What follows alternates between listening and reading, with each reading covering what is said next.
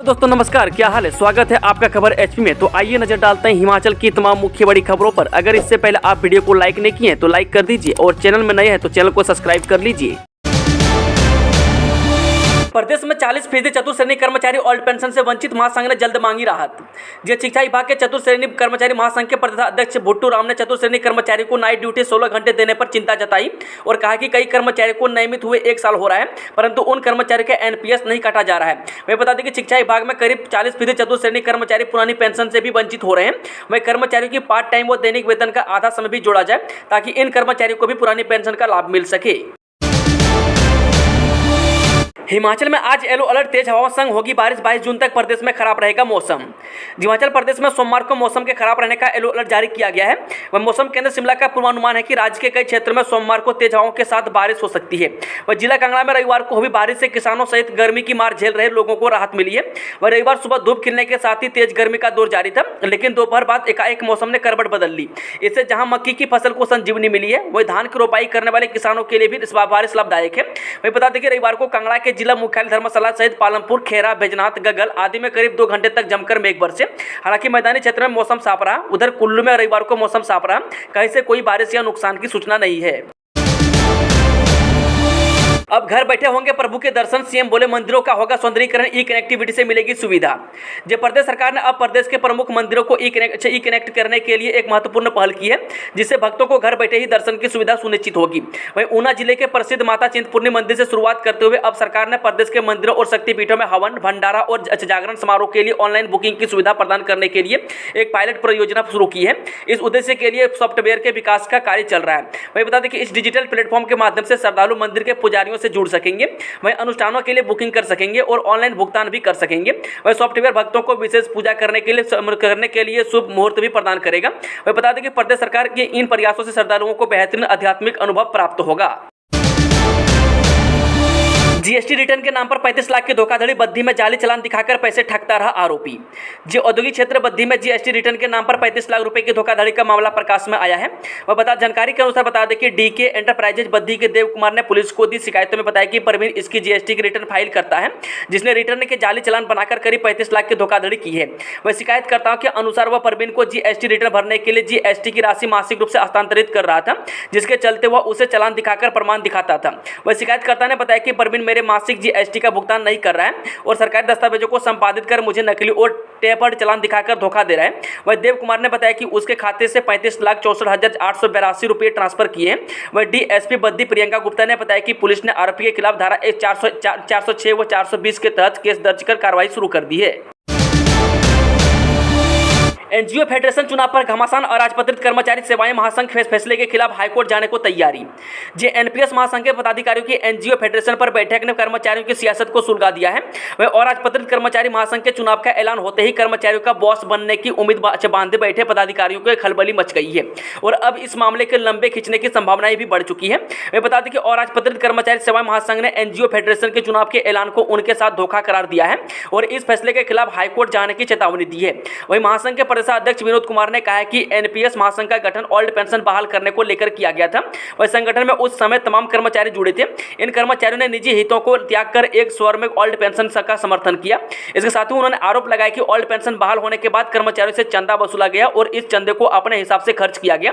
इसके साथ ही उन्होंने कहा है कि अब एनजीओ फेडरेशन में दखल के बाद कर्मचारियों से फिर से वसूली होगी। वह एनजीओ फेडरेशन के लिए चोर दरवाजे से नियुक्तियों को किसी भी सूरत में बर्दाश्त नहीं किया जाएगा। इसके साथ ही उन्होंने जल्द ही मुख्यमंत्री सुखविंदर सिंह सुक्खू से भी इस बारे में मुलाकात की जाएगी। हिमाचल कैबिनेट की मीटिंग आज, विभिन्न विभागों में भर्तियों को मिल सकती है मंजूरी, नए भर्ती आयोग के गठन पर चर्चा। हिमाचल मंत्रिमंडल की अहम बैठक आज सेक्रेटेरिएट में मुख्यमंत्री सुखविंदर सिंह सुक्खू की अध्यक्षता में होगी। इसमें विभिन्न विभागों में भर्तियों को मंजूरी मिल सकती है। वही कैबिनेट सब कमेटी ने पहले ही खाली पदों पर भर्ती की मुख्यमंत्री से सिफारिश कर रखी है।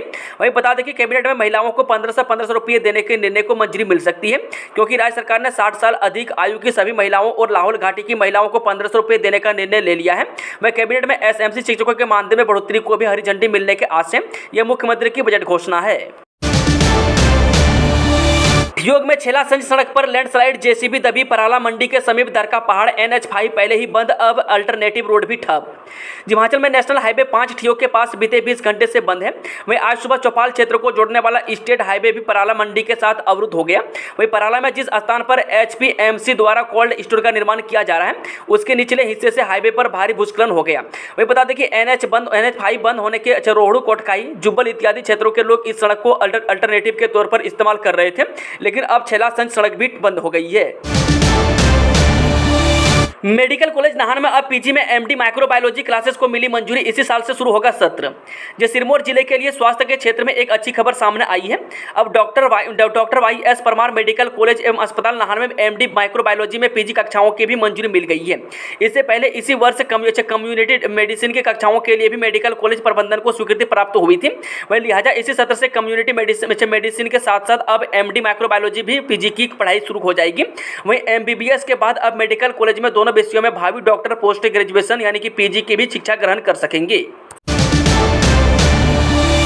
106 साल का रिकॉर्ड टूटा, बिपरजॉय ने राजस्थान में खूब मचाया तांडव, अजमेर में बेतहाशा बारिश। जो राजस्थान में अजमेर जिला में बिपरजॉय चक्रवात तूफान के कारण पिछले 24 घंटे में रिकॉर्ड बरसात दर्ज की गई है। वह जिला में औसत बरसात 93.01 मिलीमीटर दर्ज हुई है। वही बता दें कि अजमेर स्थित जल संसाधन विभाग के बाढ़ प्रकोष्ठ से मिली अधिकृत जानकारी के मुताबिक सोमवार सुबह 8 बजे तक दर्ज आंकड़ों में सर्वाधिक बरसात व्यवहार उपखंड में 146 mm तथा सबसे कम 28 mm बांधनवाड़ा में दर्ज की गई है, जबकि अजमेर में 141 mm बरसात हुई है। बिपरजॉय का कहर, राजस्थान में बांध टूटा, 3 जिलों में बाढ़, 4 की मौत, खाली करवाया शहर। जो अरब सागर से उठा चक्रवात बिपरजॉय गुजरात के बाद राजस्थान में कहर बरपा रहा है और इसने रविवार को 4 लोगों की जान ले ली है। वही तूफान के असर से राज्य के कई इलाकों में पिछले 36 घंटों से जारी बारिश से बाड़मेर, सिरोही, बांसवाड़ा, उदयपुर, राजसमंद, पाली, अजमेर, कोटा सहित कई जिलों में जनजीवन अस्त व्यस्त हो गया है। वहीं इन जिलों के कुछ इलाकों में अब तक 10 से लेकर 13 इंच तक बरसात हो चुकी है।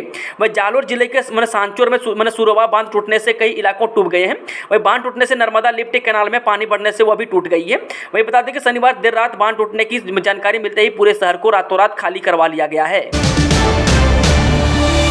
चलिए मैं चलता है शाम की आखिरी खबर। चंबा प्रकरण पर राजनीति कर रही भाजपा, डिप्टी CM बोले टेंशन न ले, विपक्ष पुलिस कर रही जांच।